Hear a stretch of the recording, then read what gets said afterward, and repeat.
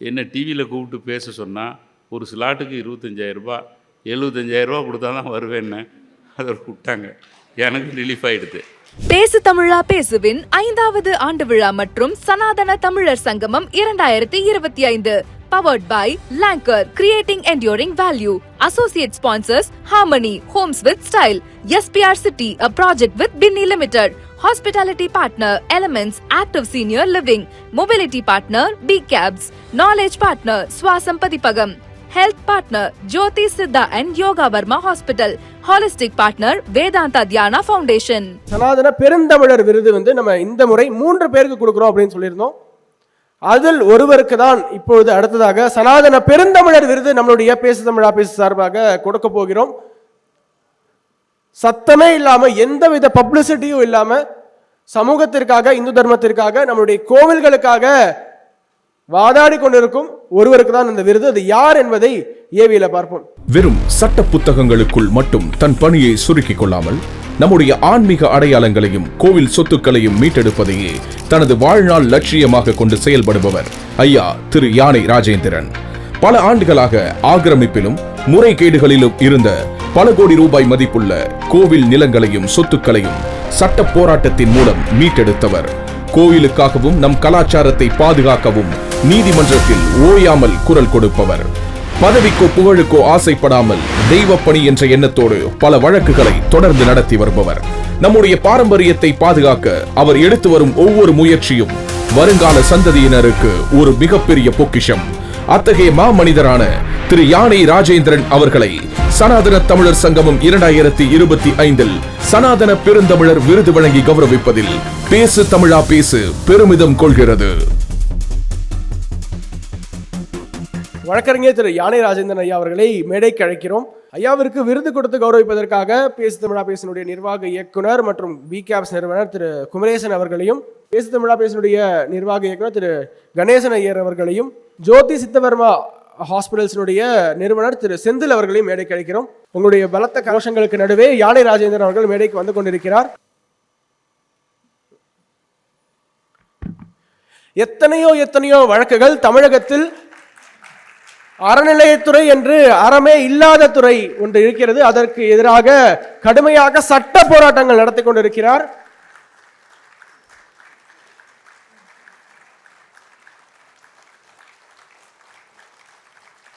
எந்த ஒரு பிரதிபலனையும் எதிர்பார்க்காமல் வெறும் இந்து சமுதாயத்திற்காக, நம்முடைய கோவில்களுக்காக, தேசத்திற்காக வழக்காடி கொண்டிருக்கிறார்.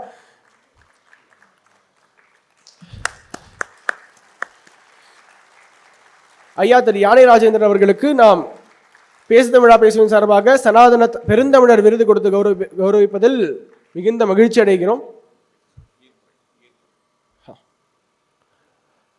திரு யானை ராஜேந்திரன் அவர்களை விருதை ஏற்று ஏற்புரை நிகழ்த்துமாறு தாழ்மையோடு கேட்டுக்கொள்கிறேன். வணக்கம். அனைவருக்கும் என்னும் பணிவான வணக்கத்தை தெரிவித்துக் கொள்கிறேன். எனக்கு பல வருடங்களாக நான் ஒரே சிவனை தான் வணங்கி வந்தேன். அறப்பளீஸ்வரர் என்ற கொல்லிமலையில் உள்ள அறப்பளீஸ்வரர், அது ஒரு சுயம்பு. அங்கே எனக்கு சில மிரக்கல் ஏற்பட்டது. அதன் பிறகு அந்த சிவனை ஒவ்வொரு மாதமும் அமாவாசை என்று போய் பார்த்து வருவேன். சில நேரம் போக முடியலன்னா அதுக்கு அடுத்த நாட்களில் போயிட்டு வருவேன். அப்படி இருக்கிறப்ப 17க்கு முந்தி எந்த கோவிலுக்கு போனாலும் போய் இறைவனை வணங்குறேன், பிரசாதம் கொடுக்குறாங்க, வாங்கிட்டு வந்தேன். 17 தான் எனக்கு ஒரு திருப்பு முனை வந்தது. கோவில் சிலைகளை கோவில் காக்க வேண்டிய அதிகாரியை விற்றது தெரிஞ்சு அது மேலே ஒரு வழக்கு போட்டேன். அதன் பிறகு பார்க்குறப்ப தான் இது இந்து சமய அறநிலையத்துறை என்று அழைக்கக்கூடாது, இது இந்து சமய அறமில்லாத்துறை என்று அழைக்க வேண்டும் அப்படின்னு முடிவுக்கு வந்தேன். இதுக்கு முந்தியே எனக்கு யாரோ ஒருத்தர் ஃபேஸ்புக்கில் போட்டிருக்காரு, என்னை பற்றி யாருன்னே தெரியல, நான் யார், என் தந்தையார் யார், தாயார் யார், சொந்த ஊர் அப்படின்னு எழுதியிருக்காரு. நான் எந்த இதுலேயும் விளம்பரமாக எதுக்கும் போகிறதில்ல. டிவிலெல்லாம் கூப்பிட்டாங்கன்னா போக மாட்டேன். இந்த முதலில் ஒரு நிமிடம் என்னுடைய பெயர் வந்ததை சொல்லிடுறேன். 2001 மக்னாங்கிற ஒரு யானை, அது தந்தம் இல்லாத ஒரு ஆண் யானை. அது ரொம்ப உடம்பு சரியில்லாத போது கால்லேருந்து சீல் ஊற்றிக்கிட்டு இருக்கு. இதை காப்பாற்றணும்னு சொல்லிட்டு நாங்கள் ஊட்டிக்கு போயிருந்தப்போ என் மகள் மூலமாக தெரிஞ்சு அதை போய் காப்பாற்ற முயற்சி பண்ணேன். அங்கே அதிகாரிகள்ட்டையும் சொன்னேன், அமைச்சர்கள்ட்டையும் சொன்னேன், யாரும் கேட்கல. அதன் பிறகு அது மேனகா காந்தி கூட அதுக்காக லெட்டர்லாம் கவர்மெண்ட்டுக்கு எழுதியிருந்தாங்க, அப்பவும் யாரும் அதை கேட்கல. அதன் பிறகு உயர்நீதிமன்றத்தில் ஒரு வழக்கு போட்டு வெளிநாட்டிலேருந்து டாக்டர்களை கொண்டு வந்து இங்கே ட்ரீட்மெண்ட் கொடுக்கணுன்னு. அதுக்கு நிறைய எதிர்ப்பு வந்தது அரசாங்கத்திலேருந்து. அதை போராடி வெற்றி பெற்று வெளிநாட்டிலேருந்து 5 டாக்டர் வந்தாங்க. அமெரிக்காவிலேருந்து 3 பேர், கனடாவிலேருந்து ஒருத்தர், சுவிட்சர்லாந்துலேருந்து ஒரு லேடி டாக்டர்லாம் வந்து அது ட்ரீட்மெண்ட் கொடுத்து அது ஹேல் அண்ட் ஹெல்த்தியாக ஆகிடுது. அது அப்படி அதுக்கப்புறம் ஊட்டியில் பார்க்குறப்ப பல யானைகளும் மற்ற அனிமல்களும் துன்புறுத்தப்படுகிறது அப்படிங்கிறது தெரிஞ்சு அதுக்கெல்லாம் வழக்கு போட்டுக்கிட்டு இருந்தேன். அப்படி இருக்கிறப்ப எனக்கு திரு அப்துல் கலாம் அவர்கள் இங்கே குரோம்பேட்டை இந்த ப்ரொஃபஸராக இருந்தப்போ அவர்கிட்ட எனக்கு பழக்கம் உண்டு. அவர் வாஜ்பாய் கிட்ட பிரின்சிபல் சயின்டிஃபிக் அட்வைசராக இருந்தார். அப்போ அடிக்கடி அவரை போய் பார்த்து பேசிகிட்டு இருக்கிறப்ப அவர் தான் சொன்னார், இது மாதிரி இந்த யானைகளுக்கெல்லாம் நிறைய செஞ்சிட்ருக்கீங்க அப்படின்னு சொல்லி பேசிட்டு ஒரு நாள் வாங்க பேசணும் அப்படின்னு சொல்லி கூப்பிட்டுருந்தார். நான் போனேன். நான் போகிறப்ப ஆட்டோவில் டைம் எடுத்து அவர் கிளம்பி வெளில வந்துட்டார். சரி வாங்கன்னு அவர் கூடயே காரில் அழைச்சிட்டு போனார். அது விஞ்ஞான பவனில் ஒரு மீட்டிங் நடந்தது. அதில் அப்போதைய பிரைம் மினிஸ்டர் திரு வாஜ்பாய் அவர்கள் அங்கே இருந்தார். அவர்கிட்ட என்னை பற்றி சொல்லியிருக்காரு. அப்போ என்னை இன்ட்ரடியூஸ் பண்ணார். இவர் தான் அந்த யானை ராஜேந்திரன், இவர் தான் ராஜேந்திரன், இந்த யானைகள்லாம் கேஸ் போட்டவர்னார். அவர் தட்டி கொடுத்து யானை ராஜேந்திரன்னார். அன்று முதல் என் பெயர் யானை ராஜேந்திரன் என்று பெயர் மாறியது. கடைசி வரைக்கும் திரு அப்துல் கலாம் கிட்ட அடிக்கடி போய் பேசிகிட்டு இருந்தேன். வாஜ்பாய் அவர் அமைச்சரே ஆக்கிறதா ட்ரை பண்ணார், அது முடியாதுன்ட்டார். அவ்வளோ உயர்ந்த மனிதர்கிட்ட ஒரு தொடர்பு ஏற்பட்டு அவர் மூலமாக கிடைத்த பெயர் இது. அதன் பிறகு அனிமலுக்காக நிறைய வழக்குகள் போட ஆரம்பித்தேன். நிறைய வழக்குகள் எல்லோரும் தெரிஞ்சிருப்பீங்க. கிர் ஃபாரஸ்ட்டில் ஒரே நாளில் 5 சிங்கத்தை கொன்று அது கேஸ் வரைக்கும் எடுத்துகிட்டு போயிட்டாங்க. இந்த சிங்கத்தினுடைய உடல் உறுப்புகளும் ஈவன் கேர்கேஸும் சைனாவில் ட்ரெடிஷ்னல் மெடிசின் தயார் பண்ணுறதுக்கு தேவையாது. அதுக்காக ஒரே நாளில் 5 சிங்கத்தை கொண்டு எடுத்துகிட்டு போயிருந்தாங்க. அது சம்மந்தமாக சுப்ரீம் கோர்ட்டை வழக்கு போட்டு அதை அங்கே உள்ள சிபிசிஐடியும் பிரின்சிபல் கன்விக்டர் ஆஃப் அரசு விசாரித்து நானும் கூட இருந்து 20 பேரை கைது பண்ணோம். அதில் 4 லேடிஸு, 5 பேர் நேபாளத்துலேருந்து வந்தாங்க. அவங்களெல்லாம் கூப்பிட்டு ஆளுக்கு 3 to 5 years கன்விக்ஷன் வாங்கி கொடுத்தது. அதுவும் அப்போது என்னை அழைச்சிட்டு போய் அப்போது திரு மோடிஜி அவர்கள் அங்கே சீஃப் மினிஸ்டராக இருந்தாங்க. அவங்களும் யூ ஆர் டூயிங் கமெண்டபிள் ஜாப்னு சொன்னாங்க. அதனால் அந்த வழக்கு போட்டதுனால மத்திய அரசு கிட்டத்தட்ட கிர் ஃபாரஸ்ட்டில் உள்ள கிணறுலாம் பேராஃபுட் வால் இருக்காது, அது கட்டுறதுக்காகவும் மற்றதுக்காகவும் ஒரு 160 கோடி ரூபாய் சேங்ஷன் பண்ணாங்க அப்படிங்கிறத அப்புறம் கேள்விப்பட்டேன். அப்படி வழக்குகள் போட்டுக்கிட்டு இருக்கிறப்ப தான் இந்த கோவில் சிலைகளை பற்றி வந்தது. இப்படி பார்க்குறப்ப நிறைய சிலைகள் திருட்டு போயிருக்க அப்படின்னு சொல்லி காணா போயிருக்கு, ஒரிஜினல் இல்லை இப்படிங்கிறதான் வழக்குகள் போட ஆரம்பிச்சிது. அப்போது ஒவ்வொரு கோவில்களையும் என்னென்ன சிலைகள் எவ்வளவு திருட்டு போச்சுங்கிறத ஒரு கணக்கு எடுத்தேன். எனக்கு தெரிஞ்ச வரைக்கும் ஒரு 30லேருந்து 40 சிலைகள் தான் எனக்கு தெரிஞ்சுது. அது மேலே வழக்கு போட்டு ஒரு முக்கியமாக தஞ்சை பெருவுடையார் கோயிலில் இருந்த ராஜராஜன் சோழன் சிலையும் அவரது மனைவி உலமாதேவி அவங்களுடைய சிலையும்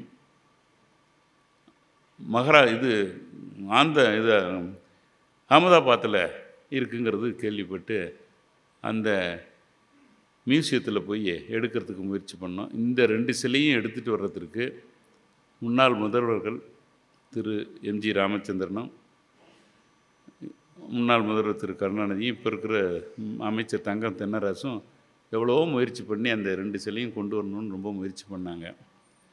அப்போது திரு பொன்மாணிக்கவேல் ஐஜி அவர்கள் அந்த சிலை தடுப்பு இதில் பொறுப்பாளராக இருந்தார். அவரோட கலந்து பேசி எப்படி எடுக்க முடியும் அப்படிங்கிறது, அது ஒரு பெரிய அந்த காளிக்கோவிலினுடைய ஒரு மியூசியம். அந்த மியூசியம் வந்து அவர் நல்லா வச்சுருக்காரு. அது ஒரு 80 ஏக்கரில் எல்லா வகையான ஏன்ஷியன்ட், இந்த அவுரங்கசீப் வச்சுருந்த தொப்பி, வால் மற்றும் பழைய கால ரயில்வே என்ஜின், டெலிஃபோன் எல்லாத்தையும் கொண்டாந்து வச்சுருக்காரு. அதில் ஒரு பில்டிங்கில் 2வது மாடியில் ஒரு 15 சிலை இருக்குது. அதில் 2 சிலைகள் நம்ம ராஜராஜ சோழனும் அவருடைய கன்சார்ட் சிலையும் அங்கே இருந்தது. இதை எடுத்து வர்றதுக்கு இவ்வளோ பேரும் இவ்வளவு முயற்சி பண்ணி எடுக்க முடியாத, நம்ம எப்படி எடுக்க முடியும்னு சொல்லி அப்புறம் நானும் அவரும் டிஸ்கஸ் பண்ணுறப்ப சட்டத்தை பயன்படுத்தி எடுக்கலாம் அப்படின்னு ஒரு முடிவுக்கு வந்தோம். அதை பயன்படுத்தி சாதாரண கும்பகோணத்தில் ஒரு சிஜிஎம் கோர்ட்டில் ஒரு பெட்டிஷன் போட்டு அந்த சிஜிஎம் அவர்கள் ஒரு உத்தரவு கொடுத்தாங்க. இது நம்ம தஞ்சாவூர்லேருந்து போன சிலை தாங்கிறதுக்கு என்ன எவிடன்ஸ்னு கேட்டாங்க. அப்போது கல்வெட்டு இருந்தது. அந்த கல்வெட்டை எல்லாம் எடுத்து இந்த குடவாசல் பாலுங்கிறவர் ஒரு பெரிய ஆராய்ச்சியாளர், அவரோட கலந்து பேசி அங்கே இருந்த சிலையுடைய உயரம், அதனுடைய நீளம், அதில் என்னென்ன இருந்தது, எப்படி இருந்ததுன்னு அதில் ஒரு குறிப்பு நம்ம தஞ்சை கோவிலில் இருந்தது. அதை எடுத்து வச்சு அங்கே போனோம். அங்கே வந்து அவ்வளோ சுலபமாக அந்த மியூசியத்துலேருந்து எடுத்துகிட்டு வர முடியாது.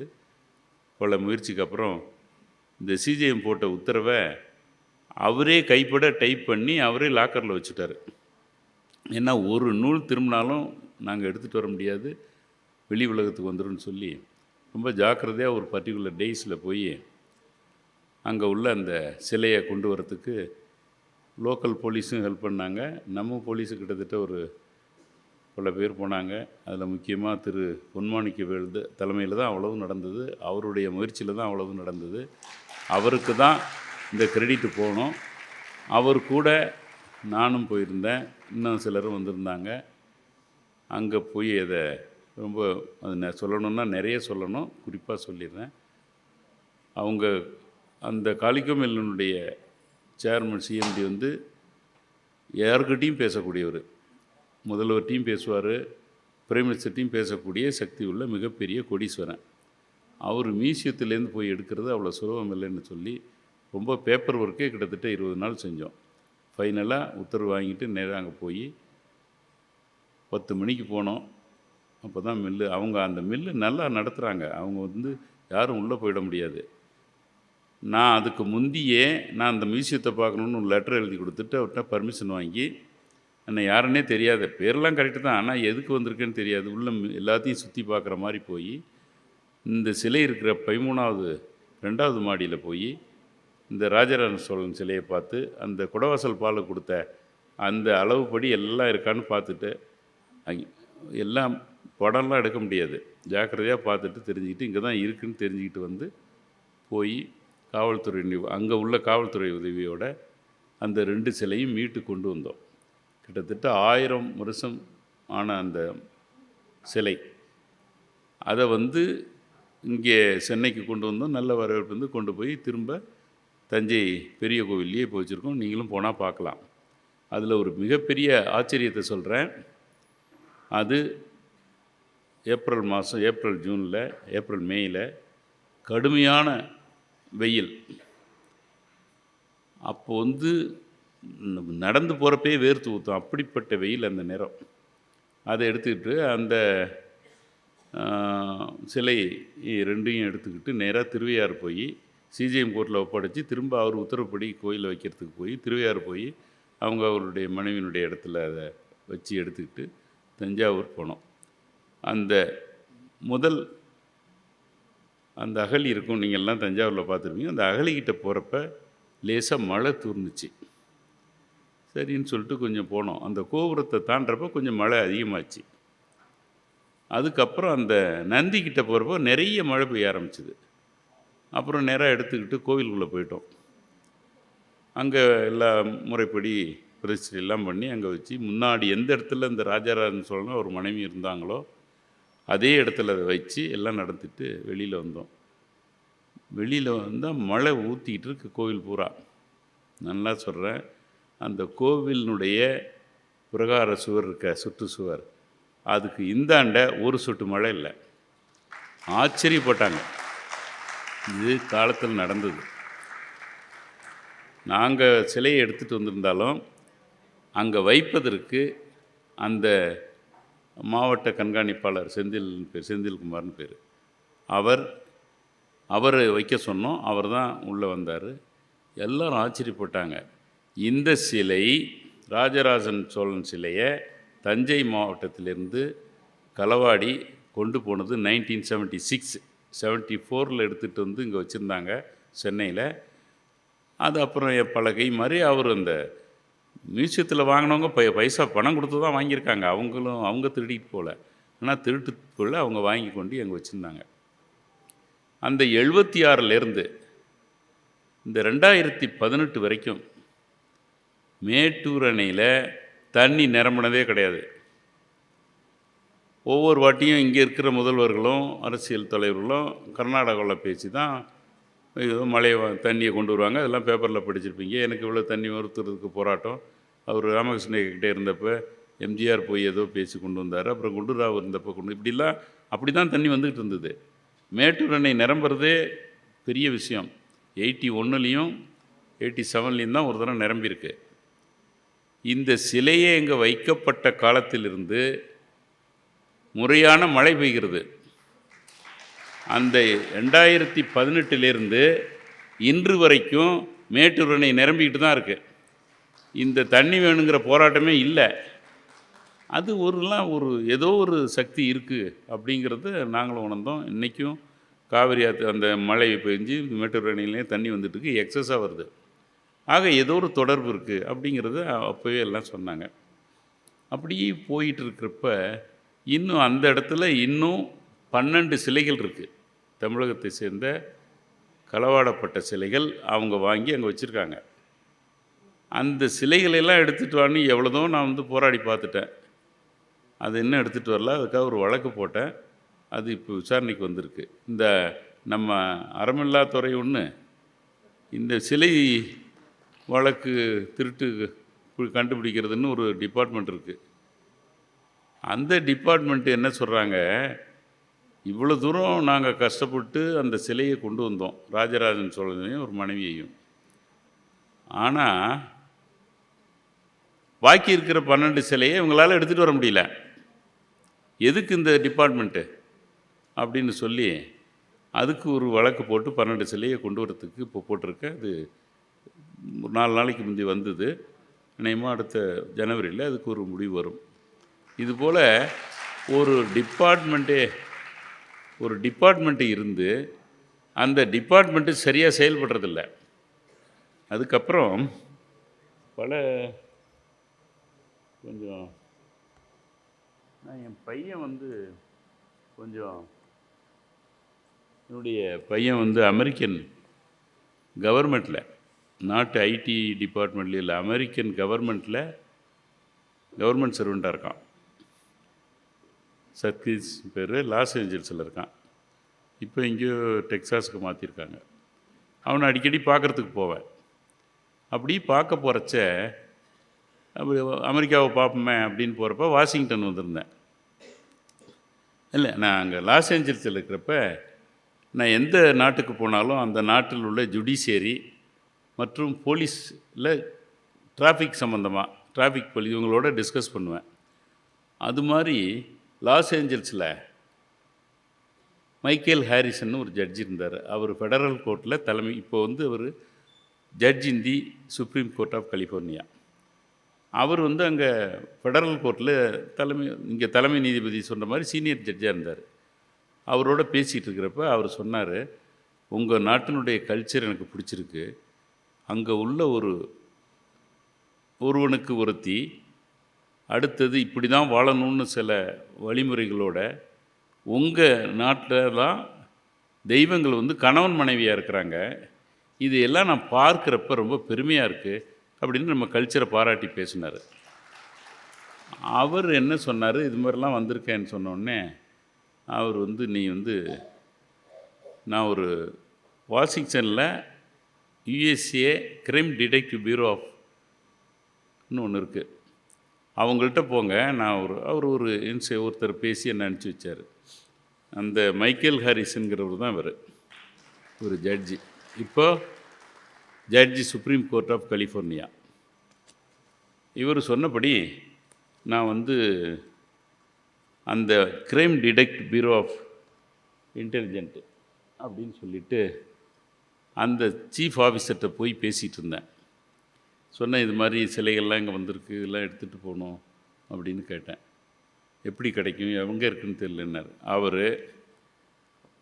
அப்போ தான் அவர் சொன்னார், உங்கள் நாட்டிலேருந்து கள்ளத்தனமாக அமெரிக்காவுக்குள்ளே வந்த, நாட் ஓன்லி உங்கள் நாடு ஸ்டேட்டு தமிழ்நாடுன்னு சொல்கிறீங்களா, அது மாத்திரம் இல்லை, இந்தியாவிலேருந்து இங்கே விற்கிறதுக்காகவோ பல முறையில் திருட்டு வந்ததெல்லாம் நாங்கள் சீஸ் பண்ணி வச்சுருக்கோம். கிட்டத்தட்ட 3000 சிலைகளினுடைய டீட்டெயில்ஸ் கொடுத்துருக்காரு. இது எந்த இடத்துல இருக்குது? உதாரணமாக Sophia storage, New York, sitting female crown Balarama, இதனுடைய ஒர்த்து அப்போவே $2,25,000. இது மாதிரி என்னிட்ட அவ்வளோ லிஸ்ட்டே கொடுத்தாரு. கிட்டத்தட்ட 3000 சிலைகள் அவங்க பாதுகாப்பில் இருக்குது. எல்லாம் இங்கேருந்து போனால் களவாடி போன சிலைகள். அவங்க இப்போ நம்ம இந்த கஞ்சா பிடிச்சோம், மீன் பிடிச்சோங்கிறாங்கள, அது மாதிரி பிடிச்சதில் இவ்வளோ சிலைகள் இருக்குன்னு இந்த லிஸ்ட்டை கொடுத்தாரு. இப்போது இதில் நிறைய அந்த புத்தர்னுடைய உரிமையான ஒரு சிலையும் அங்கே இருக்குது. இன்னும் இது யாரும் வேணும்னாலும் நான் அதை காப்பி எடுத்துங்க. நிறைய, அதாவது queens 5 box of Buddha mask 3 photos $92,000. அது எங்கே இருக்குன்னா நார்தன் பலிவார்டுன்னு சொல்லி அங்கே இருக்கிற இடத்தையெல்லாம் கொடுத்தாரு. இவ்வளவு சிலைகள், கிட்டத்தட்ட 3000த்துக்கு அதிகமான சிலைகள் நம்ம இந்தியாவிலேருந்து போனது, இதெல்லாம் அங்கே இருக்கிறது அப்படிங்கிறத தெரிஞ்சுக்கிட்டு இதையெல்லாம் கொண்டு வரணும்னு சொல்லி ஒரு வழக்கு போட்டிருக்கேன். அதுவும் இப்போ விசாரணையில் இருக்குது. மக்களுடன் மனதின் குரல். நாட்டு மக்களுடன் உரையாடும் மோடிஜி. நமோ ஆப் மற்றும் சாரல் ஆப் மூலம் பிரதமரோடு பேசி மகிழும் அரிய வாய்ப்பை பெற்றிடுவீர். வி ரமேஷ், மாவட்ட பொதுச் செயலாளர், மத்திய சென்னை மேற்கு மாவட்ட பாஜக. ஆன்டிக்ஸ் கிளாக்ஸ் எனப்படும் மிக பழமையான கடிகாரங்கள் நம்முடைய அலுவலகத்தில் சிறப்பு தள்ளுபடியில் விற்பனைக்கு உள்ளது. தொடர்பு கொள்ள வேண்டிய தொலைபேசி எண் 9629304208. அந்த வாஷிங்டனில் நான் ஃபெரர் மியூசியம்னு ஒன்று இருக்குது, ஒயிட் ஹவுஸுக்கு நேர் ஏற்ற மாதிரி கொஞ்சம் தூரத்தில். அந்த மியூசியத்துக்கு உள்ளே போய் நாங்கள் மற்றதை பார்க்கல, இங்கே ஏதாவது சிலைகள் இருக்கா, ஐடல்ஸ் இருக்கான்னு கேட்டப்ப அங்கே நான் அந்த மியூசியத்துக்குள்ளே சிலை இருக்கிற இடத்த போய் பார்த்தா செம்பியன் மாதவின்னு இந்த சிலை. இந்த செம்பியன் மாதவிங்கிறது அவங்க நம்ம ரூபாயில் இப்போ பார்த்தா கிட்டத்தட்ட 4 கோடி ரூபாய் கொடுத்து வாங்கியிருக்காங்க.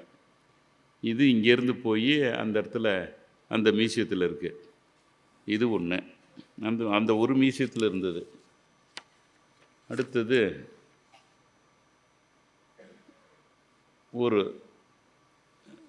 தங்க ஆபரணமும் ஒரு தங்கத்தால் வேயப்பட்ட நந்தியும், மேலே தான் தங்க பூசிருக்கு. இந்த நந்தி அங்கே இருக்கிறத பார்த்தேன். அதுக்கப்புறம் ஒரு நடராஜர் சிலையும் ஒரு வேற ஒரு அம்மன் சிலையும் அங்கே இருக்கிறத பார்த்தேன்.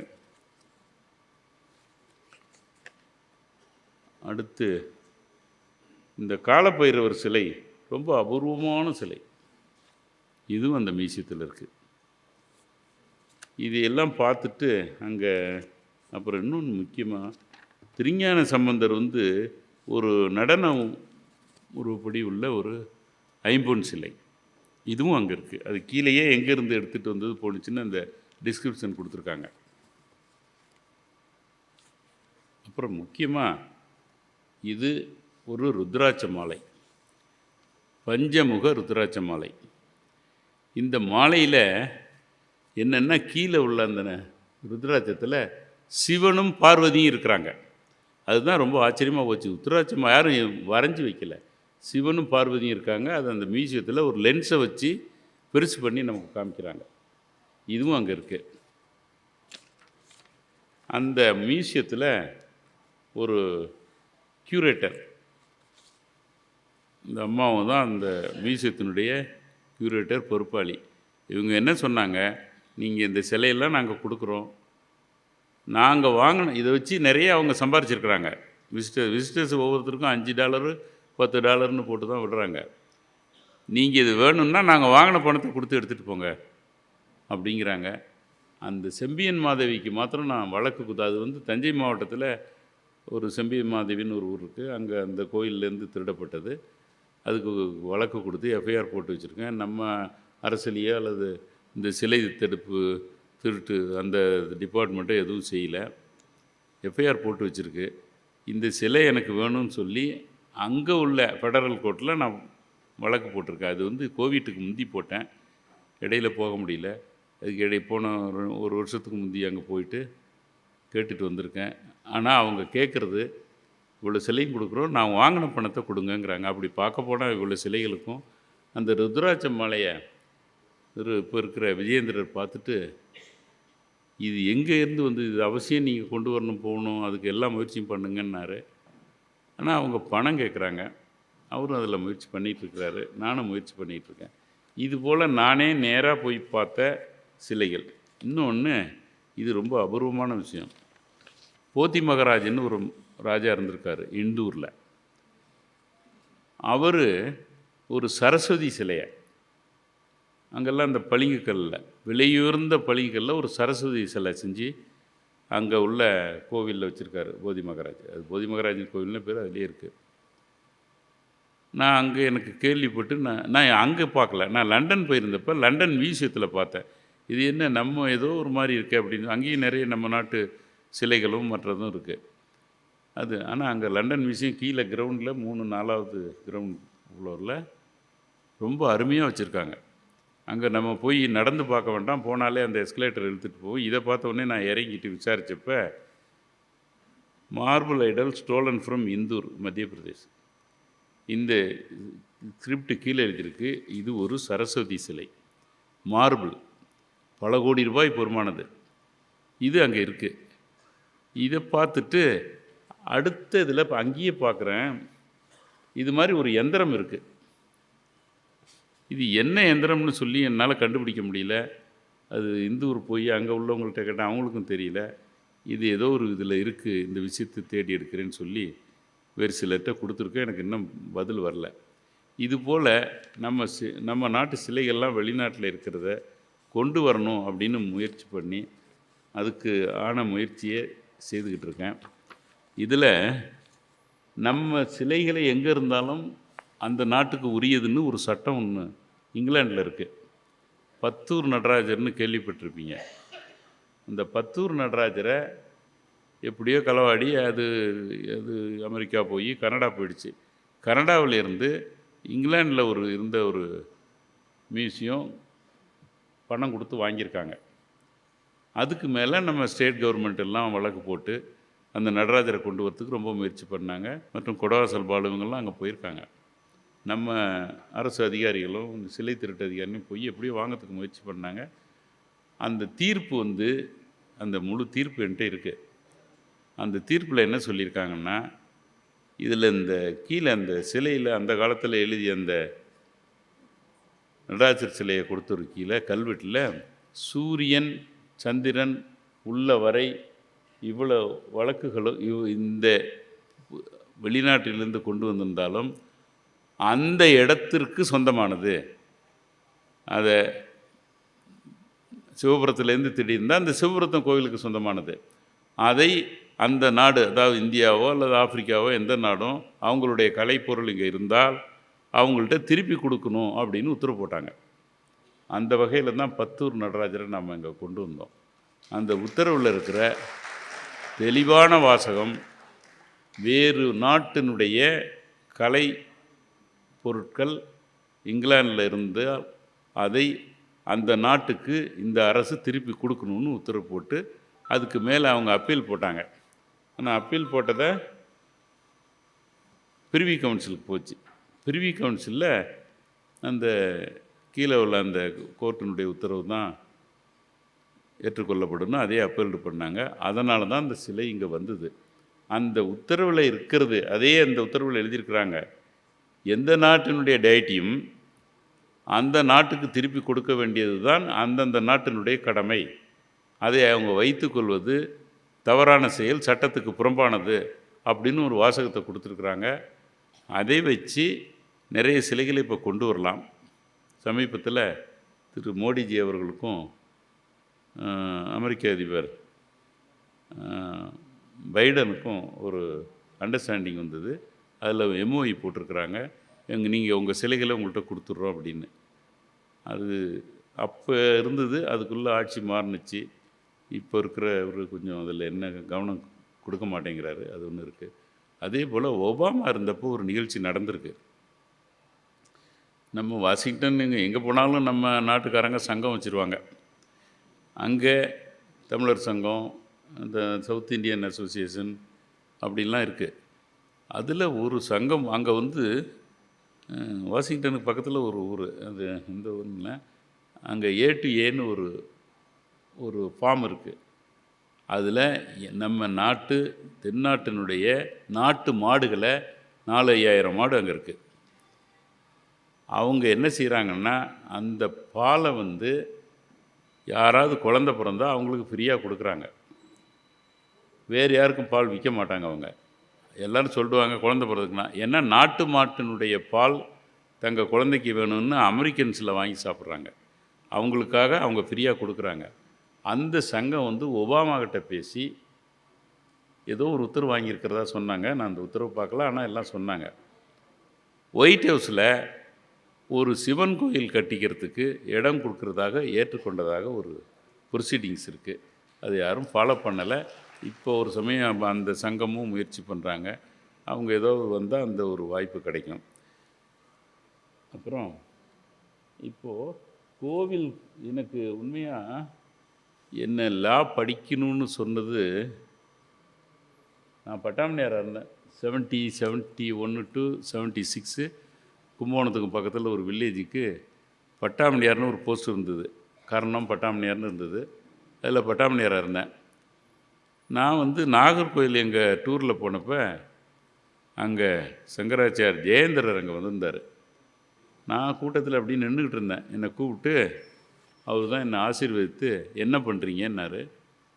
நான் வந்து இது மாதிரி பட்டாமணியாராக இருக்கேன்னு பெருமையாக சொல்லிக்கிட்டேன். நீங்கள் லா படிங்கன்னு சொன்னது அவர் சொன்னது அது என்னமோ ஒரு செய்தி மாதிரி வந்து லா படித்தேன். அதுக்கப்புறம் சங்கர மடத்துலேயே நான் போய் வந்துக்கிட்டு இருந்தேன். அவர் சங்கர மடத்தில் இருக்கிறப்ப 2 அபூர்வ விஷயம் நடந்தது. ஒன்று, நான் அடிக்கடி சனிக்கிழமை காலையில் போடுவேன். 10 மணி 11 மணிக்கு போவேன். ஞாயிற்றுக்கிழமை சாயந்தரம் தான் வருவேன்.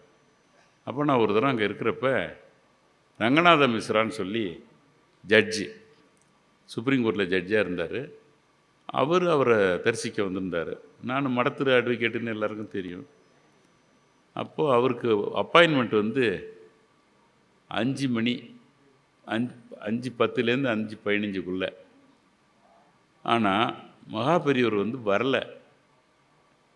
அதுக்குள்ளே இந்த புரோட்டோகால் ஆஃபீஸர்லாம் வந்து சீக்கிரம் போகணும், இல்லை அவர் டெல்லி போகணும் அப்படின்லாம் சொல்லி இருக்கிறப்ப, அப்போது 5:35 5:30 மணிக்கு வந்தார். வந்த உடனே இவர் நமஸ்காரம் பண்ணி பிரசாதம் கொடுக்குறப்ப, இந்த பிரசாதத்தை கொடுக்குறப்ப சீஃப் ஜஸ்டிஸ்ன்னு போட்டார். அவர் என்ன கேட்டார், என்ன சீஃப் ஜஸ்டிஸ் வந்த வெளியில் வந்து என்ன சீஃப் ஜஸ்டிஸ்ன்னு சொல்கிறாங்க. அவர் வந்து செகண்ட் ஜட்ஜி தான். அவரோட ஜட்ஜி சபேச்சிங்கிறவர் லண்டனில் இருக்கார். இவர் எனக்கு தெரியலிங்க, ஏதோ மகாபெரியவர் சொல்கிறாங்கன்னா தெரியல எனக்கு அப்படின்னு சொல்லிட்டேன். இவர் ஏதோ புரோட்டோகால் போட்டு ஃப்ளைட்டை பிடிச்சி நேராக டெல்லி போய் இறங்குறப்ப ரெஜிஸ்ட்ரார், செக்ரட்டரி ஜெனரல், லா செக்ரட்டரி எல்லோரும் அங்கே நிற்கிறாங்க. சீக்கிரம் வாங்க, பதவி ஏற்றுக்கணும், சீஃப் ஜட்ஜ் ஆகணும் வாங்கன்னு கூப்பிட்றாங்க. அப்புறம் அவர் சீஃப் ஜட்ஜ் ஆகிட்டார். என்னென்னா 5:15 இவர் கொடுத்த டயத்தில் சபேஜி அங்கே ஹார்ட் அட்டாக்கில் இறந்துட்டார் லண்டனில். அடுத்த செகண்ட் ஜட்ஜி அவர் இருக்கிறப்பே ரிட்டையர் ஆக வேண்டியவர் இவர் ஆனார். இன்னும் ஒரே ஒரு இன்சிடெண்ட்டு சொல்லிடுறேன். சங்கர் தயாள் சர்மா பிரசிடெண்ட்டாக இருக்கார். அப்போவும் நான் யதார்த்தமாக தான் அங்கே இருந்தேன். நான் முதல்ல உள்ளவருக்குன்னா நான் கூட போனேன். நான் யதார்த்தமாக அங்கே இருந்தேன். அவருக்கு வந்து 5:30 மணிக்கு அப்பாயின்மெண்ட்டு.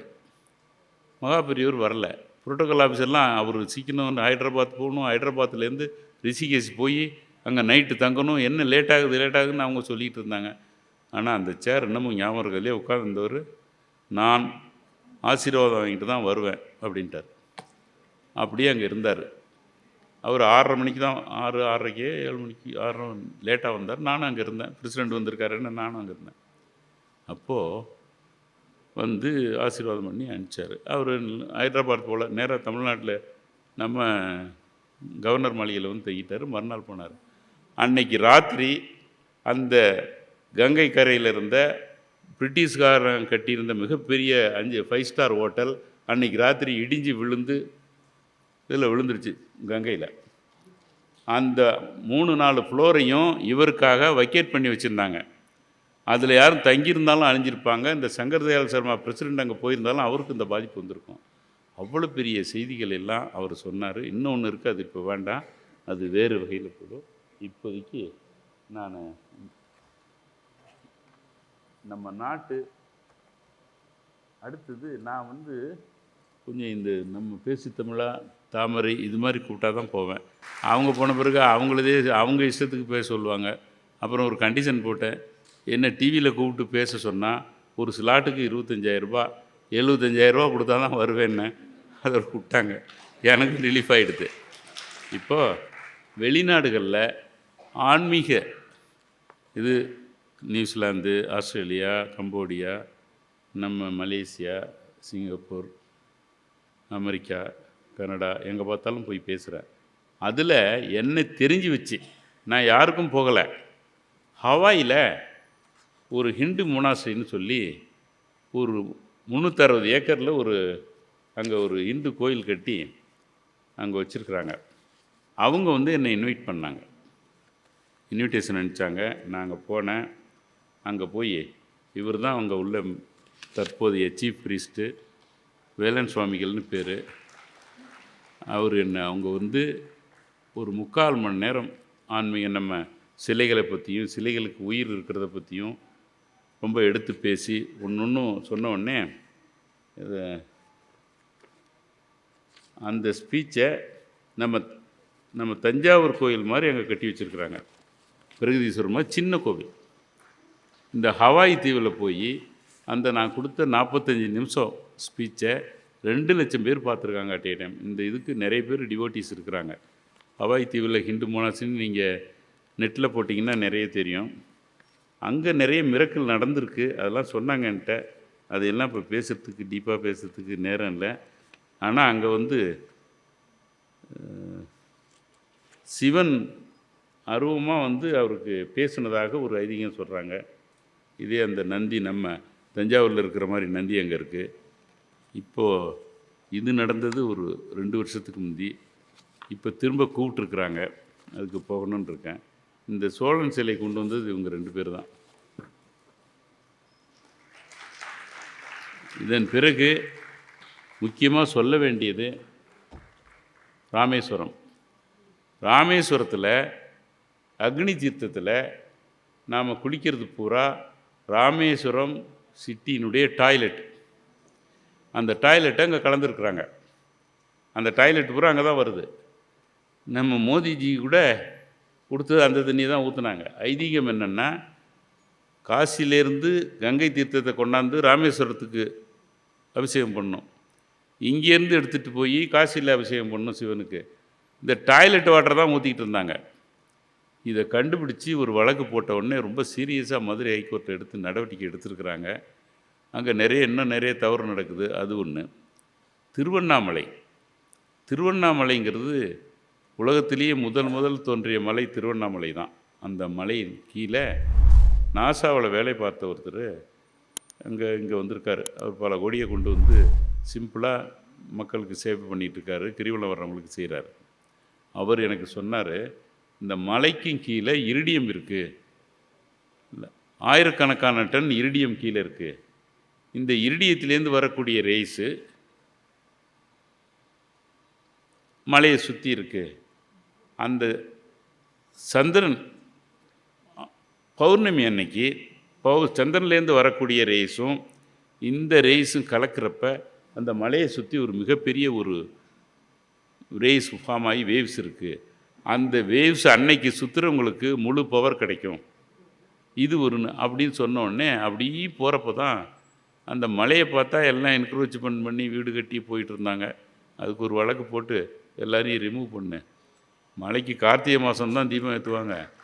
இவனுங்க நிறைய இந்த அது என்ன இந்த வீடை கட்டி பவர் கனெக்ஷன்லாம் வாங்கி இப்படி போனால் தினமும் ஒரே வெளிச்சமாக இருக்கும். ஆகையினால் அந்த வீடுகளை எல்லாம் இறக்கி வக்கேட் பண்ணணும். மலையில் யாரும் இருக்கக்கூடாதுன்னு போட்டிருக்கேன் ஒன்று. அடுத்தது அந்த ஓடைகளில் நிறைய வீடு கட்டி ஓடையெல்லாம் தடுத்துட்டான். திருவண்ணாமலைக்கு அந்த மலையில் பெய்யக்கூடிய மழை ரெயின் வாட்டர் தான் அங்கே அந்த மலைக்கு சிட்டிக்கு கிடச்சிது. அதை தடுத்தாங்க. அதையும் எடுக்கணும்னு சொல்லி இப்போ உத்தரவு போட்டிருக்கேன். அதை விட முக்கியமாக இந்த ஸ்ரீரங்கம் கோயில் மிராஸ் கைங்கரியங்கள் மற்றும் அதுன்னு சொல்லி ஒரு நல சங்கம் ஒரு இது போட்டாங்க. என்னென்னா எல்லா கோவிலுக்கும் அர்ச்சகரை நியமிக்கணும். யார் வேணுனாலும் நியமிக்கிறான். ஸ்மார்ட் ஃபோன் மாதிரி அவங்க ஒரு 3 மாதம் ட்ரைனிங் கொடுப்பாங்க. அந்த ட்ரைனிங்கான சர்டிஃபிகேட் கொடுத்தா உடனே எல்லோரும் போய் அர்ச்சகராகலான்னு சொல்லிட்டு ஒரு சட்டத்தை கொண்டு வந்தாங்க தமிழ்நாட்டில். அதை எதிர்த்து அவங்க ஒரு வழக்கு போட்டாங்க. அது பெண்டிங்காக இருந்தது. நான் என்ன பண்ணேன், இது மாதிரி ராமேஸ்வரத்தில் அப்பாயின்ட் பண்ணுற குருக்கள்லாம் சரியில்லை. அங்கே குருக்கள் 12 பேருக்கு 2 பேர் தான் இருக்கிறாங்க. கைங்கரியம் மற்ற மணியம்லாம் இல்லைன்னு ஒரு வழக்கு போட்டிருந்தேன். அந்த வழக்கில் சுப்ரீம் கோர்ட்டு கீழ்கண்ட தீர்ப்பை எனக்கு கொடுத்தாங்க. இன் so far as Sri Arulmigu Ramanatha Swamy temple is concerned without prejudice to the contention of the parties, the commissioner of Tamil Nadu HRNC department is at liberty to fill up the existing vacancies for both Archakas and Maniyams by strictly following the due procedure in the light of the requisite customs and usage and practices of the above said temple கொடுத்துட்டாங்க. இப்போ என்ன ஆயிடுச்சுன்னா, எந்த கோவிலும் ஆகம விதிப்படி தான் இருக்குது. ஆகமம் இல்லாத கோவில் இருக்க முடியாது.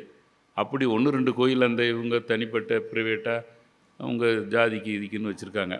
அந்த கோவிலில் விட ஒருத்தர் போய் அபிஷேகம் கும்பாபிஷேகம் பண்ணார்னா அவர் உடனே புரிஞ்சுக்கிட்டு அந்த முடிச்சிடுறேன். அவர் உடனே என்ன பண்ணுவார், அதுவும் ஆகமம் ஆகிடும். ஆகம விதிப்படி நடக்கும் எந்த கோவிலுக்கும் அந்த யூசேஜ் அந்த கஸ்டம் படி தான் நியமிக்கணும்னு உத்தரவு போட்டாங்க. அப்போது தமிழ்நாடு ஏற்றின சட்டம் இதோட இன்ஃப்ளூயன்ஸ் ஆகிடுது. அந்த கேஸ் நடக்குது. இது ராமேஸ்வரத்துக்காக நான் போன கேஸில் இந்த வழக்கு இந்த தீர்ப்பு இப்போ இருக்கிற பெண்டிங் இதுக்கு எதுவும் அந்த சட்டம் செல்லுபடி ஆகாதுங்கிறதுக்கு இந்த தீர்ப்பை கொடுத்துருக்குறாங்க. அதுபோல் ஆகம விதி இல்லாத கோவில் கிடையாது. இவங்க ஒரு ஆகமத்தை படிக்கணுன்னா அதுக்குன்னு சில ஸ்கூல் இருக்குது. சிருங்கேரியில் இருக்குது, நம்ம சங்கராச்சாரிய இந்த ஸ்கூலில் படித்து அப்படி வந்தவங்க தான் அதை செய்ய முடியும். இவ்வளோ அவசரத்துக்காக இது கொடுக்குற மாதிரி 3 மாதம் 6 மாதம் ட்ரைனிங் கொடுத்து எல்லோரும் அனுப்புகிறாங்க. இதெல்லாம் தவறு. நிறைய தவறுகள் இருக்குது. இது எல்லாம் நிறைய நான் பார்த்து செஞ்சுக்கிட்டு இருக்கேன். என்னுடைய முயற்சியில் நான் கிட்டத்தட்ட 20 வருஷமாக 25 வருஷமாக அந்த ஆன்மீக பணி, அதுவும் 17லேருந்து ரொம்ப வேகமாக செய்கிறேன். வெளிநாட்டுக்கெல்லாம் போகிறதெல்லாம் என்னுடைய சொந்த செலவு தான். எனக்கு ஒரு ட்ரஸ்ட் இருந்தாலும் நான் யார்ட்டையும் 10 ரூபா கூட வாங்கலை. காரணம், என்னை எங்கேயாவது ஒரு சின்ன தவறு பண்ணுறேன்னா, எங்கேயாவது டொனேஷன் வாங்குறேன்னா அதை வச்சு எனக்கு மேலே நடவடிக்கை எடுக்கிறதுக்கு இருக்காங்க. இந்த சிலை திரட்டு மாஃபியா, ரியல் எஸ்டேட்டு கேஸ் போட்டால் அது, அந்த எலிஃபென்ட் காரிடர் இதெல்லாம் சேர்ந்து என்னை எப்போ வேணாலும் இந்த கும்பகோணம் மகாமகத்துக்கு ஒரு வழக்கு போட்டு அதையும் நடத்திக்கிட்டு இருக்கேன். முறையாக நடத்தணுன்னு. இதில் எல்லாம் லைஃப் த்ரெட்டு நிறைய இருக்குது. அதை பார்த்து கோர்ட்லேயே ஹைகோர்ட்டு எனக்கு PSO போலீஸ் ப்ரொடெக்ஷன் கொடுத்துருக்குறாங்க. ஆனால் அவர் இருந்தாலும் ஏதோ இறைவன் தான் இருக்கான். இவங்க ஒருத்தர் 2 பேர் இருக்கிறதுனால ஒன்றும் இல்லை. அந்த ஈஸ்வரன்ட்ட ஒப்படைச்சிட்டேன். அதையும் நான் செஞ்சுக்கிட்டு இருக்கேன். என்னுடைய பணியை எனக்காக பேசு தமிழா இதில் என்னை கூப்பிட்டு இங்கே பேச வச்சதில் அவங்க எல்லாருக்கும் நன்றி சொல்கிறேன். மேலும் உங்களுடைய ஆதரவு தான் நான் எதிர்பார்க்குறேன். யாருக்கிட்ட இருந்தும் நான் பணம் எதிர்பார்க்கல. உங்களுடைய அன்பும் ஆதரவும் இருந்ததுன்னா இன்னும் நிறைய செய்யலாம் அப்படின்னு இருக்கேன். இந்த வகையில் என்னதை முடிச்சுக்கிறேன். அனைவருக்கும் ஒரு வேண்டுகோள், எழுந்து நின்று ஐயா அவருடைய இந்த போராட்டத்திற்கு நம்முடைய பலத்த கரகோஷங்களுக்கு நடுவே அவரை நம்மளுடைய வணக்கங்களை தெரிவித்துக் கொள்ளலாம். அறநிலையத்துறைக்கு எதிராக தொடர்ந்து போராடக்கூடியவர், அதுவும் நீதிமன்றங்களில் நமக்காக வழக்காடக்கூடியவர், நம்மளுடைய ஆதரவை கோரினாரு. சந்தேகமே வேண்டாம், இங்க இருக்கக்கூடிய ஒவ்வொருவரும் தமிழ்நாட்டில் இருக்கக்கூடிய அறநிலையத்துறை ஒழியும் வரை, அறநிலையத்துறை அகற்றப்படும் வரை, நம்மளுடைய கோவில்களிலிருந்து அறநிலையத்துறையை மீட்கும் வரை நம்முடைய போராட்டங்கள் தொடர்ந்து கொண்டே இருக்கும். அதற்கு எங்களுடைய ஆதரவு தொடர்ந்து இருக்கும் என்று ஒரு உறுதியை அளிக்கிறேன். ரொம்ப நன்றிங்க ஐயா. உலக தமிழ் சொந்தங்களுக்கு வணக்கம். நான் ராஜவேல் நாகராஜன். பேசு தமிழா பேசு வலையொலியுடைய வளர்ச்சிக்கு நீங்களும் உறுதுணையாக இருக்கணும்னு நினச்சிங்கன்னா இந்த வீடியோடைய டிஸ்கிரிப்ஷனில் இருக்கக்கூடிய ரேசர் பே லிங்கை கிளிக் பண்ணுங்கள். அந்த லிங்க்கில் போயிட்டு உங்களுக்கு விருப்பமான தொகையை பேசு தமிழா பேசுவனுடைய வளர்ச்சிக்கு உங்களுடைய பங்களிப்பாக நீங்கள் கொடுக்கலாம். நன்றி, வணக்கம். ரேபிஸ் உள்ள வந்துடுச்சுன்னா, அதோட அறிகுறிகள் ஆரம்பிச்சிருச்சுன்னா அதுக்கு ட்ரீட்மெண்ட்டே கிடையாது. 100% மரணம். பாதுகாப்பு இல்லாத உடலுறவு வைக்கும் பொழுது இந்த மருக்கள் பாதிக்கப்பட்ட நபர் கிட்ட இருந்து இன்னொருத்தருக்கு ஈஸியாக பரவலாம். ஃபர்ஸ்ட் நமக்கு சுகர் இருக்கான்றதை செக் பண்ணிக்கணும். சுகர் இருக்கக்கூடிய நிறைய நபர்களுக்கும் கண்ணெரிச்சல் ஏற்படும். 2-3 பேர் at 20A டயபெட்டிஸ் வரக்கூடிய வாய்ப்பு இருக்குது. இதை ராத்திரி 8 மணிக்கு மேலே இவங்க ரெகுலராக சாப்பிட ஆரம்பிச்சாங்கன்னா, சைக்கிளிங் பண்ணுறவங்களுக்கு நான் எழுதியே தரலாம், ஹார்ட் ப்ராப்ளம் வராது அப்படின்னு. பேசு தமிழா பேசு சேனலுக்கு ஆதரவு தந்து கொண்டிருக்கக்கூடிய பார்வையாளர்களுக்கு வணக்கம். அரசியல் ஆன்மீகம்னு மட்டும் இல்லாம இப்போ ஹெல்த்லயும் நம்ம வந்தாச்சு. ஹெல்த் சம்பந்தமான பிரச்சனைகளுக்கும், ஹெல்த் டிப்ஸுக்கும், ஹெல்த் கேருக்கும், இல்ல ஹெல்த் பத்தி ஏதாவது தெரிஞ்சுக்கணும் அப்படின்னு நினைச்சீங்கன்னா ஹெல்த் குரு சேனல் கண்டிப்பா உங்களுக்கு யூஸ்ஃபுல்லா இருக்கும். பேசு தமிழா பேசு சேனலுக்கு கொடுக்கக்கூடிய இதே சப்போர்ட்டை ஹெல்த் குரு யூடியூப் சேனலுக்கும் கொடுத்து அந்த சேனலை சப்ஸ்கிரைப் பண்ணி உங்க நண்பர்களுக்கு ஷேர் பண்ணும்படி கேட்டுக்கிறோம். நம்ம ஹெல்த் குரு சேனலோட லிங்கை டிஸ்கிரிப்ஷன்ல தரோம், மறக்காம செக் பண்ணி பாருங்க.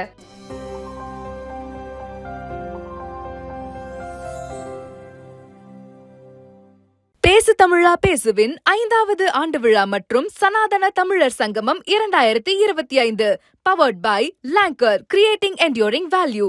Associate sponsors Harmony, Homes with Style, SPR City, a project with Binny Limited. Hospitality partner Elements, Active Senior Living. Mobility partner B Cabs. Knowledge partner Swasam Padipagam. Health partner Jyoti Siddha and Yoga Varma Hospital. Holistic partner Vedanta Dhyana Foundation.